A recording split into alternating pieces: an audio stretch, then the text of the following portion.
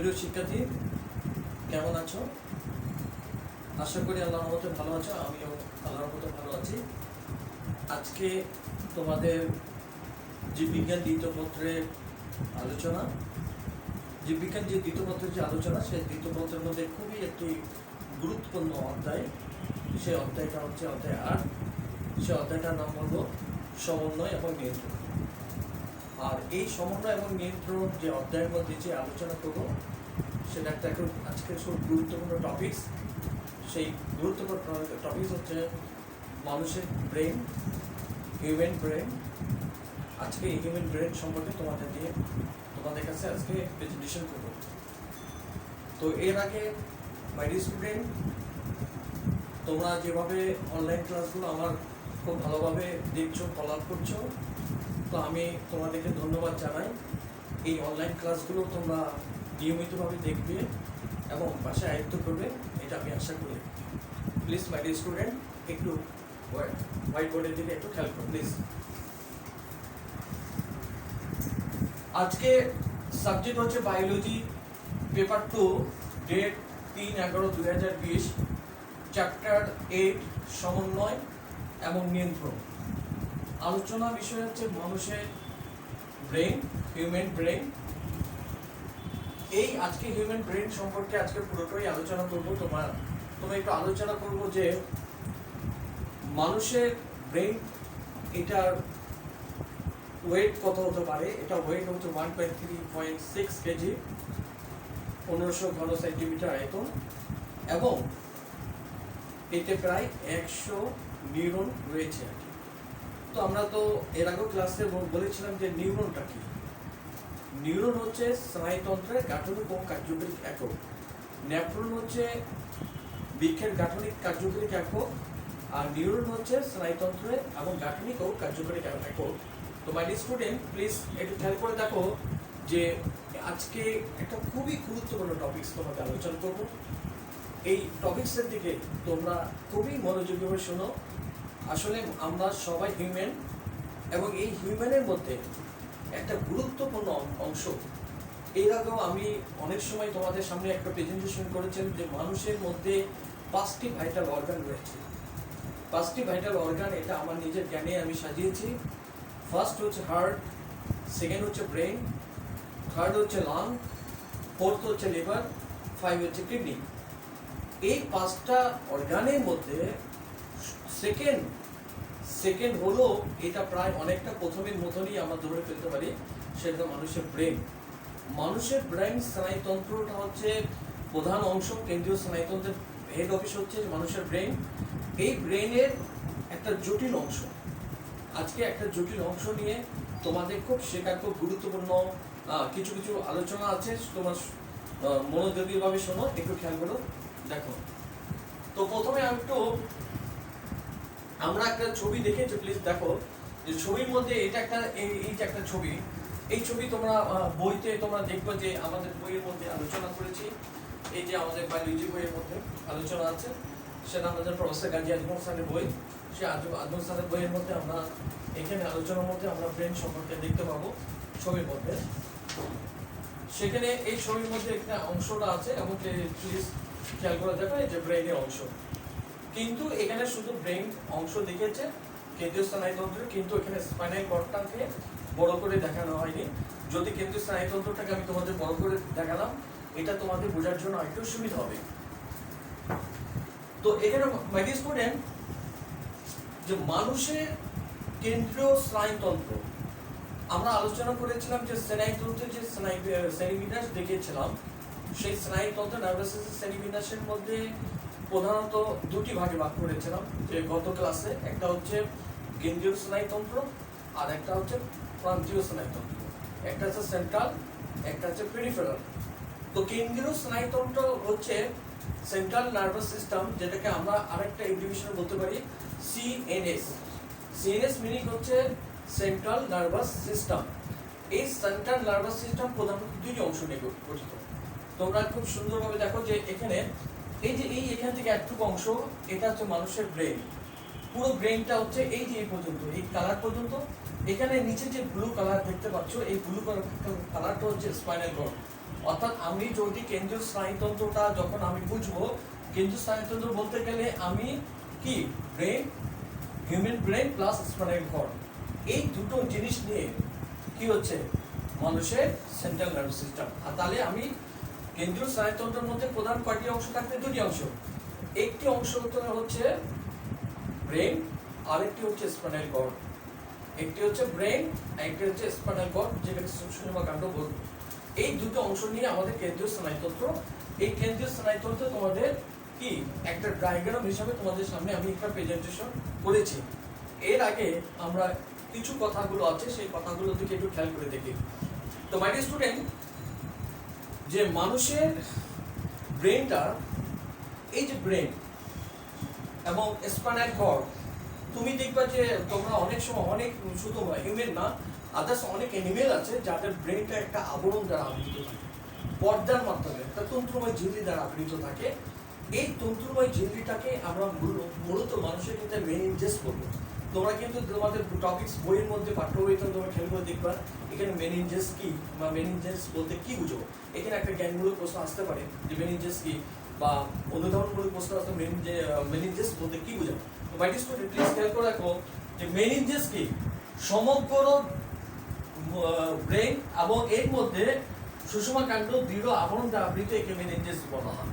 তো এই মেনিনজেসটা my dear student খেয়াল করে দেখো, অর্থাৎ এই যে ব্রেনটা আর এই যে স্পাইনাল কর্ড, এটা একটা আবরণ দ্বারা আবৃত। কি আবরণ? দৃঢ় আবরণ দ্বারা আবৃত। এই দৃঢ় আবরণটাকে আমরা বলবো মেনিনজেস। এই মেনিনজেস মধ্যে কি থাকে? এই মেনিনজেসের মধ্যে তন্ত্রময় ঝিল্লি থাকে।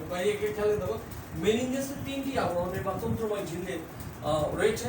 একটা হচ্ছে ডুরা ম্যাটার, বাইরের অংশ, মাঝখানে হচ্ছে অ্যারাকয়েড ম্যাটার্স এবং ভিতরের অংশটাকে প্যারাম্যাটার্স। তাহলে মেনিনজেসে যে ঝিল্লিটা, তন্ত্রময় ঝিল্লি, এই তিনটি অংশ আছে। বাইরের অংশটাকে আমরা বলবো ডুরা ম্যাটার, মাঝখানেরটাকে মধ্যবর্তী অংশটাকে বলবো অ্যারাকয়েড ম্যাটার্স এবং কি ভিতরের অংশটাকে বলবো প্যারামিটার্স। তো আমরা এই মেনিনজেস সম্পর্কে আমরা জানলাম। এখন আমরা যে সেকেন্ড আমরা জানবো যে আমরা একটা অ্যাট এ গ্লান্স দেখবো যে মানুষের ব্রেনটাকে কয়টা ভাগে বিভক্ত করা যায়। তো আমরা সবাই স্কুলে মাধ্যমিক লেভেলে বইতে আমরা পড়েছি যে মানুষের ব্রেনটাকে প্রধানত তিনটি অংশে ভাগ করা হয়। একটা হচ্ছে অগ্র মস্তিষ্ক, মধ্য মস্তিষ্ক এবং পশ্চাৎ মস্তিষ্ক। একটা হচ্ছে ফোর ব্রেন, একটা হচ্ছে মিড ব্রেন, একটা হচ্ছে হাইন্ড ব্রেন।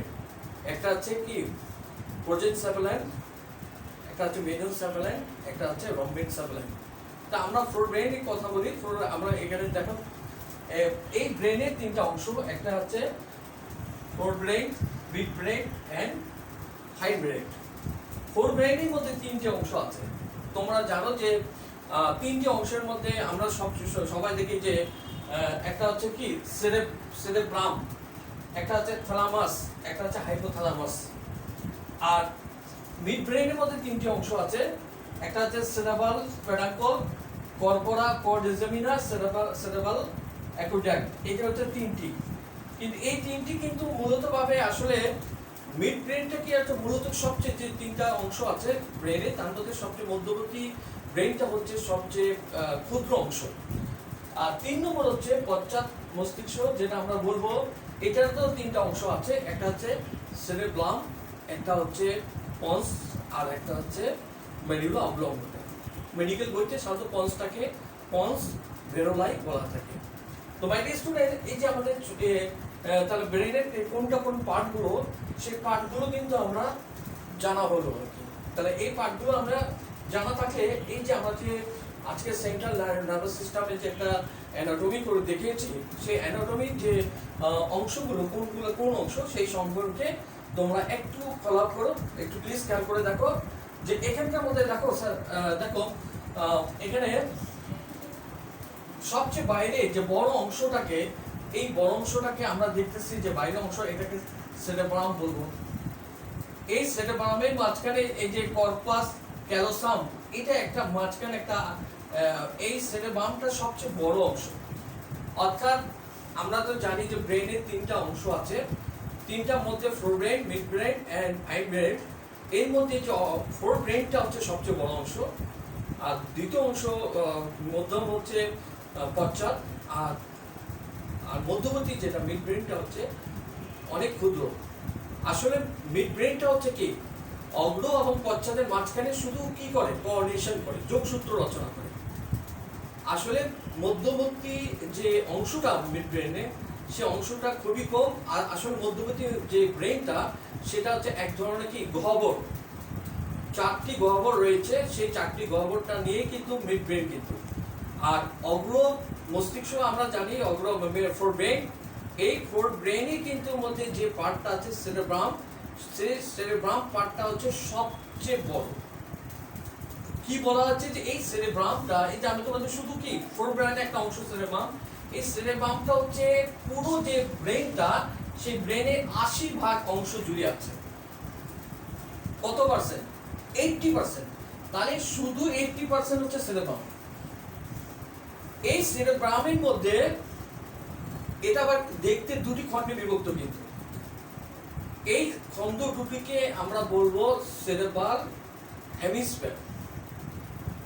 তো আমরা দেখতে পাচ্ছি যে দেখো স্টুডেন্ট,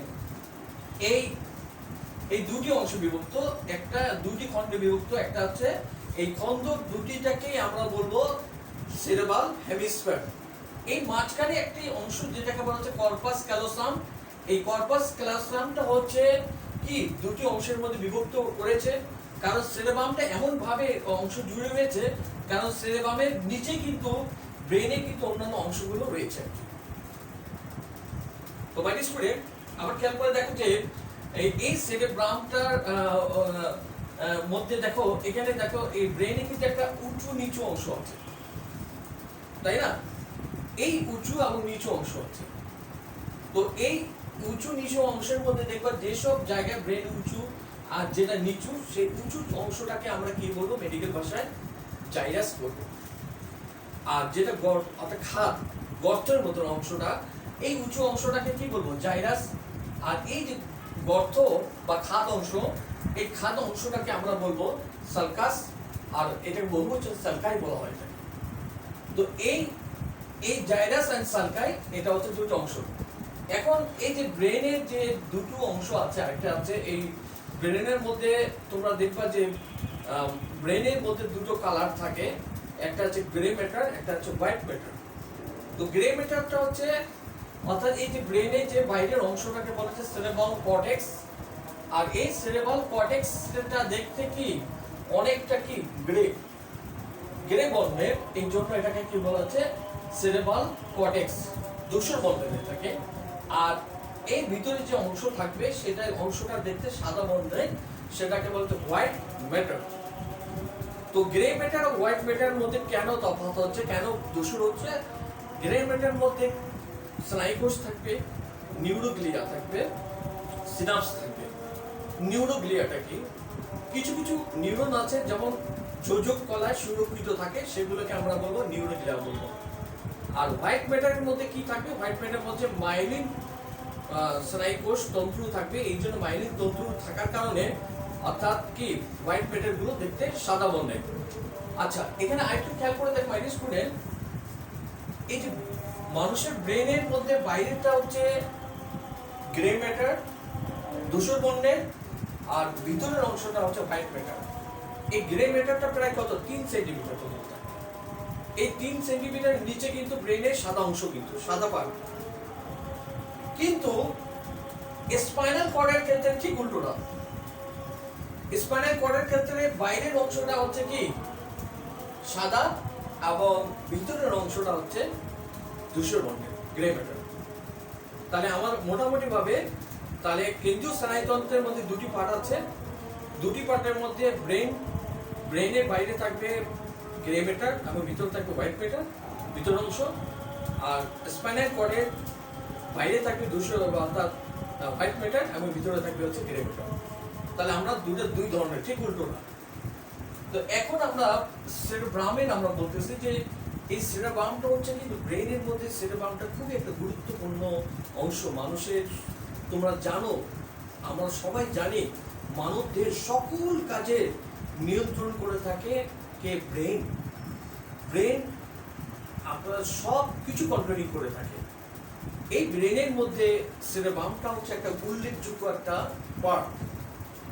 এই সেরেব্রামের মধ্যে যে মানুষ যে চিন্তা, বাক শক্তি, উদ্ভাবনী শক্তি, প্রেম, আবেগ, ভালোবাসা, এই সকল কাজের চিন্তা ভাবনা মূল মূল যে কাজগুলো রয়েছে সেই কাজে অংশগুলো কি করে, নিয়ন্ত্রণ করে এই সেরেব্রামটা করে থাকে। সেরেব্রামের ঠিক নিচের অংশটা মাই ডিয়ার স্টুডেন্ট খেয়াল থাকবে, এই যে একটা অংশ দেখতে পাচ্ছ এটাকে বলা হচ্ছে থ্যালামাস। থ্যালামাস কিন্তু ফার্স্ট হচ্ছে যে আমাদের ফোর ব্রেন, এই ফোর ব্রেনের প্রথম পার্টটা হচ্ছে সেরেব্রাম, সেকেন্ড পার্টটা তার নিচে অংশটা হচ্ছে কি থ্যালামাস, আর থ্যালামাসের ঠিক নিচে হচ্ছে হাইপোথ্যালামাস।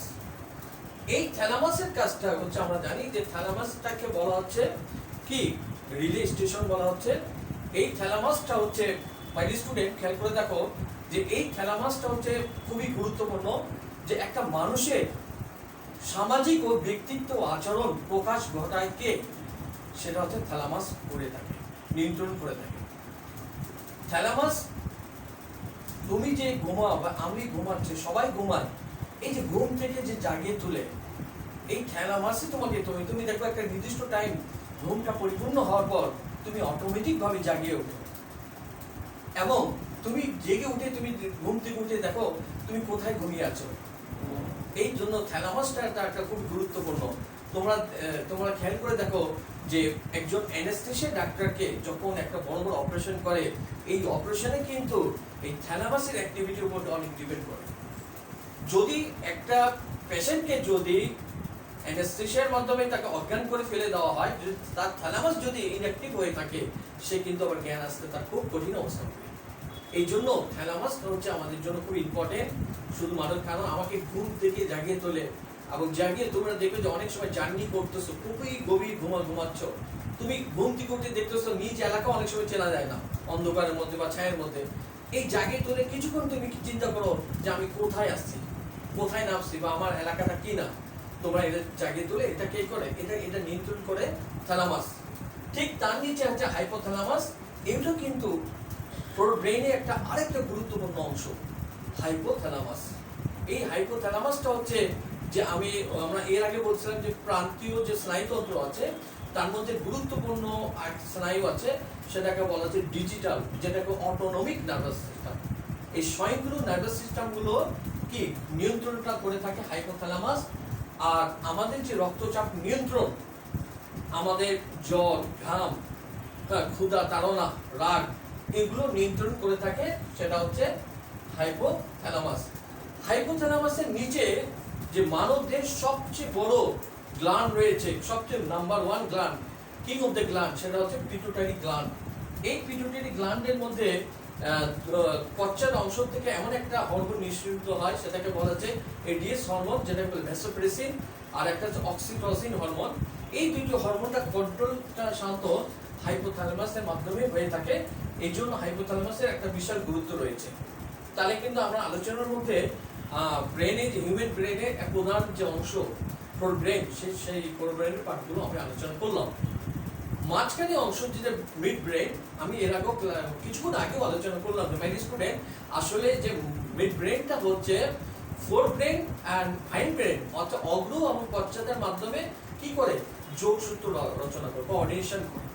অর্থাৎ এই অংশটা খুবই সংকীর্ণ অংশ। আসলে মধ্য মস্তিষ্কের মধ্যে তোমরা মাইন্ড স্কুলে খেয়াল করে দেখো যে এখানে 4 ধরনের নিলয় থাকে, 4 ধরনের গহ্বর থাকে। এই গহ্বরগুলোর মধ্যে প্রথম আর দ্বিতীয়টাকে বলে পার্শ্বীয় ভেন্ট্রিকল বলা হয়, তৃতীয় এবং চতুর্থটাকে বলা হচ্ছে কি ভেন্ট্রিকল বলা হয়। এই ভেন্ট্রিকলের গহ্বরের মধ্যে তোমরা দেখবে যে আসলে মানুষের ব্রেনটা আছে নিরেট অংশ, এর মধ্যে কি থাকে, এক ধরনের গহ্বরের মধ্যে তরল পদার্থ থাকে। এই তরল পদার্থটাকে আমরা অনেক সময় এটা এব্রিভিয়েশন লিখে থাকি, যেটাকে আমরা বলবো CSF। এটাকে আমরা এব্রিভিয়েশন কি বলা আছে, CSF। সি তে সেরিব্রো, তারপরে সেরিব্রো স্পাইনাল ফ্লুইড। এই তরল পদার্থ নাম হচ্ছে CSF, অর্থাৎ সেরিব্রো স্পাইনাল ফ্লুইড। এই সেরিব্রো স্পাইনাল ফ্লুইড কোথায় থাকে, অর্থাৎ মিড ব্রেনের মধ্যে তরল পদার্থ। আর 3 নম্বর অংশটা আছে যেটাকে আমরা বলবো হাইন্ড ব্রেন, পশ্চাৎ মস্তিষ্ক বলবো। এই হাইন্ড ব্রেনের মধ্যে আবার তিনটা পার্ট অংশ আছে। একটা হচ্ছে সেরেব্রাম, 2 নম্বর হচ্ছে পন্স মেডুলাই, আর একটা হচ্ছে মেডুলা অবলঙ্গটা। সেরেব্রামটা এটাও কিন্তু একটা প্রাপ্তবয়স্ক মানুষের ক্ষেত্রে সেরেব্রামটা প্রায় দেখতে কত 100, ওজন হচ্ছে 150 গ্রাম। এটা সেরেব্রামটাও কি বাইরের অংশটা গ্রে ম্যাটার আর ভিতরের অংশটা হোয়াইট ম্যাটার থাকে। এই সেরেব্রামটা হচ্ছে যে আমি যে চলাফেরা করতেছি, হাঁটতেছি, আমার ঐচ্ছিক পেশির মাধ্যমে কি চলন করতেছি, এই চলনটা কন্ট্রোল করে থাকে এই সেরেব্রাম অংশ। 2 নম্বর হচ্ছে পন্স। এই পন্সটা হচ্ছে তোমরা দেখো যে পন্সটা হচ্ছে অর্থাৎ মধ্য মিড ব্রেন, তারপর হচ্ছে সেরেব্রাম এবং মেডুলা অবলঙ্গটার মধ্যে এই পন্সটা হচ্ছে কি করে নিয়ন্ত্রণ করে থাকে, অর্থাৎ কোঅর্ডিনেশন করতে থাকে। আর এই যে অংশটা আছে এটাকে আমরা বলবো মেডুলা অবলঙ্গটা। মেডুলা অবলঙ্গটা একটা খুবই গুরুত্বপূর্ণ অংশ, যে মেডুলা অবলঙ্গটার সাথে যে মানব দেহে কি 12 জোড়া কর্টিক স্নায়ু রয়েছে। তার মধ্যে প্রথম 4টা বাদ দিয়ে বাকি 8টা অর্থাৎ 5, 6, 7, 8, 9, 10, 11, 12 অর্থাৎ বাকি যে 8 জোড়া যে কর্টিক্যাল স্নায়ু রয়েছে, এই 8 জোড়া কর্টিক্যাল স্নায়ুগুলো যে উৎস, সেই উৎসটা হচ্ছে সেটা হচ্ছে কোথায়, অর্থাৎ হাইন্ড ব্রেনের মেডুলা অবলঙ্গটা থেকে এগুলো উৎস। তো এখন আমাদের মোটামুটি ভাবে আমাদের ব্রেন সম্পর্কে, হিউম্যান ব্রেন সম্পর্কে জানলাম। এখন কথা হচ্ছে যে আরেকটি আমাদের একটা এই কেন্দ্রীয় স্নায়ুতন্ত্রের মধ্যে আরেকটি অংশ আমরা খুব আলোচনা দরকার, যেটা হচ্ছে আমাদের করটিকা স্নায়ু। তো আমরা জানি যে করটিকা স্নায়ুর মধ্যে মানবদেহের মধ্যে করটিকা স্নায়ু 12 জোড়া আছে। এই 12 জোড়া করটিকা স্নায়ুর মধ্যে প্রথম হচ্ছে অলফ্যাক্টরি, 2 নম্বর হচ্ছে অপটিক, 3 নম্বর হচ্ছে অকুলোমোটর, 4 নম্বর হচ্ছে ট্রোকোলিয়ার, 5 নম্বর হচ্ছে ট্রাইজেমিনাল, 6 নম্বর অ্যাবডিউসাইন্স, 7 নম্বর ফ্যাসিয়াল, 8 নম্বর অ্যাডিটরি, 9 নম্বর গ্লোসোফ্যারিঞ্জিয়ালস, 10 নম্বর হচ্ছে ভেগাস, 11 নম্বর স্পাইনাল এক্সেসরি নার্ভ এবং 12 নম্বর হাইপোগ্লোসাল।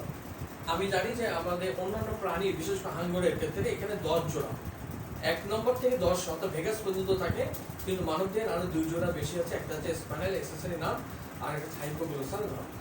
তো এই নার্ভগুলোর মধ্যে আবার কিছুটা 2 ধরনের বৈশিষ্ট্য আছে।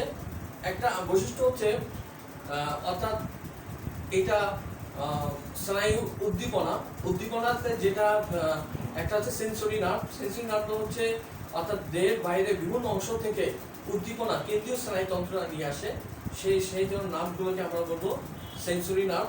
আর মোটর নার্ভ যেটাকে টেস্টিও বলবো, সেই টেস্টি হচ্ছে অর্থাৎ কেন্দ্রীয় স্নায়ুতন্ত্র থেকে উদ্দীপনা কি দেহের বাইরে অর্থাৎ বিভিন্ন অংশে পৌঁছানো। এটার মিক্স সিমটমের মধ্যে আমরা মিশ্র সিমটমের মধ্যে আমরা মাইনাস খেয়াল করে দেখো, মিক্স স্নায়ু কিছুদের মধ্যে এদের মধ্যে 2 ধরনের বৈশিষ্ট্য থাকতে পারে, একটা হচ্ছে সংবিদও থাকতে পারে, একটা হচ্ছে চেস্টিও থাকতে পারে। আর এখানকার মধ্যে অলফ্যাক্টরি আর অপটিক এই দুটো নার্ভটা হচ্ছে মানুষের ব্রেন থেকে উৎপত্তি। 3 নম্বর হচ্ছে একটা হচ্ছে অকুলোমেটর আর ট্রোকোলিয়ার, এই দুটি হচ্ছে মিড ব্রেন থেকে অংশ উৎপত্তি। আর বাকি ট্রাইজেমিনাল থেকে শুরু করে হাইপোগ্লোসাল পর্যন্ত এই 12টা অথবা বাকি 8 জোড়া, সেই 8 জোড়াটা হচ্ছে তোমার কোথায়, অর্থাৎ মেডুলা অবলঙ্গটা থেকে। আমরা জানি যে এটা কি কেন্দ্রীয় স্নায়ুতন্ত্রের মধ্যে করটিকা স্নায়ুগুলো কি সংযুক্ত থাকে। তোমরা খেয়াল করে দেখো যে এই যে অলফ্যাক্টরি আমাদের নাকে কি নার্ভ আছে, প্রথমত অলফ্যাক্টরি কাজটা কি, এই অলফ্যাক্টরি আমরা যে ঘ্রাণ নিচ্ছি, ঘ্রাণ অনুভূতি জায়গায়, এটা কি অলফ্যাক্টরি সব জোড়ায় কিন্তু একটি না 2টি। কারণ দেখবে যে মানুষের সবকিছু কিন্তু 2টি নাক, 2টি কান, এগুলো হচ্ছে 2টি। অপটিক কি, অপটিক হচ্ছে মানুষের দর্শনের অনুভূতি জায়গায়। আমি যে দেখতে পাচ্ছি ছবিটা কিন্তু যখনই আমরা ব্রেনে না যায় চোখের থেকে, তখন কিন্তু আমি যতক্ষণ পর্যন্ত যাবে না ব্রেনে ততক্ষণ পর্যন্ত আমি কি সেটাকে দেখতে পারবো না। যখনই আমাদের অপটিক নার্ভের মধ্যে আমাদের ব্রেনের দর্শন ইন্দ্রিয়ের মধ্যে যখন পৌঁছাবে তখন আমি সেই ছবিটাকে দেখতে পাবো। 3 নম্বর হচ্ছে অকুলোমেটর, ট্রোকোলিয়ার, ট্রাইজেমিনাল, অ্যাবডিউসেন। এই 4 জোড়া নার্ভের কাজ হচ্ছে অক্ষিগুলোকে, যে চোখের যে গ্লোবগুলো আছে, আইবোলটা আছে, এটা কি করে সঞ্চালন করে থাকে। তারপরে 7 নম্বর যেটা আছে ফেসিয়াল মানে আমাদের ত্বকে ফেস, আমাদের চর্বণ, গলৎকরণ, এগুলোর ক্ষেত্রে আমাদের কি করে কাজ করে থাকে। অডিটরি আমরা বুঝতে পারছি কানে, অন্তঃকণ্ঠে। এই অডিটরির নাম হচ্ছে আমাদের শ্রবণের ভারসাম্য রক্ষার কৌশল কাজ করে থাকে। আর গ্লুসোফ্রেঞ্জালস যে যে যে জোনার কর্টিকাসে রয়েছে সেটা কাজটা হচ্ছে আমাদের স্বাদ গ্রহণ করি সেটা কাজ করে থাকে। আর ভেগাসের হচ্ছে 4টি অংশ। এই 4টি অংশের মধ্যে মাই স্টুডেন্ট খেয়াল করে দেখো, একটা হচ্ছে ষড়যন্ত্র আসছে, 10 নম্বর নামটা হচ্ছে 4 ভাগে বিভক্ত ভেগাস। একটা আছে ষড়যন্ত্রে আমরা যে কথা বলি সেটার জন্য কন্ট্রোল করে থাকে। একটা আসছে কি ফুসফুসে পালমোনারি, একটা আছে হৃদপিণ্ডে কার্ডিয়াক, আর একটা আছে কি পাকস্থলীতে। এটা 4টি অংশ বিভক্ত। আর 11 নম্বর যেটা হচ্ছে এক্সেসরি স্পাইনাল, আমাদের কাঁধ এবং পেশি কাজ করে থাকে, কাঁধ এবং লিভার কাজ করে থাকে। আর 12 নম্বর যেটা আছে হাইপোগ্লোসাল, সেটা হচ্ছে আমাদের জিহ্বার যে বিচলন করে থাকি, আমরা জিহ্বাকে বিভিন্নভাবে ইয়ে করতে পারি, বিচলন করতে পারি, সেই কাজটা করে থাকে হাইপোগ্লোসাল নার্ভ কর্টিকাস নার্ভ। তার মোটামুটি ভাবে আজকে আমরা কি কেন্দ্রীয় স্নায়ুতন্ত্রের সম্পর্কে জানলাম। এই কেন্দ্রীয় স্নায়ুতন্ত্রের মধ্যে আমরা ব্রেন সম্পর্কে জানলাম এবং ব্রেনের বিভিন্ন পার্টগুলো সম্পর্কে জানলাম। 3 নম্বর হচ্ছে জানলাম হচ্ছে কর্টিকাস স্নায়ুর নামগুলো, উৎস, প্রকৃতি, কাজ, এগুলো সম্পর্কেও জানলাম। আর আজকে তাহলে আমাদের কি এই অধ্যায়ের মধ্যে তাহলে আমাদের ব্রেনের অংশটা আমরা মোটামুটিভাবে আলোচনা শেষ করতে পারছি। নেক্সট আমরা যে আলোচনা হবে এই অধ্যায় সেটা হচ্ছে আমরা কি চোখ, আই নিয়ে আমরা আলোচনা করব, কান নিয়ে আলোচনা করব এবং এন্ডোক্রাইন সিস্টেম নিয়ে আলোচনা করব, ঠিক আছে? এবং তোমরা মাই স্টুডেন্ট আর আরেকটি কথা তোমাদের বলবো, প্রিয় শিক্ষার্থী, তোমাদের আগে তোমাদের ক্লাসে দেখে একটু বেশি বেশি করে কর্পোরেশন পাওয়া যাচ্ছিল, তোমার ভিউয়ার্স একটু বেশি ছিল। একটু মাই স্টুডেন্ট আলো করো, তোমরা বেশি বেশি করে তোমরা ক্লাসগুলো ফলো আপ করো, দেখো। আর বর্তমানে যে মহামারী, সবাই সতর্ক থাকবে, সুস্থ থাকবে, ভালো থাকবে এবং সবাই ভালো সুস্বাস্থ্য কামনা করে ভালো থাকো, সুস্থ থাকো। আল্লাহ হাফেজ।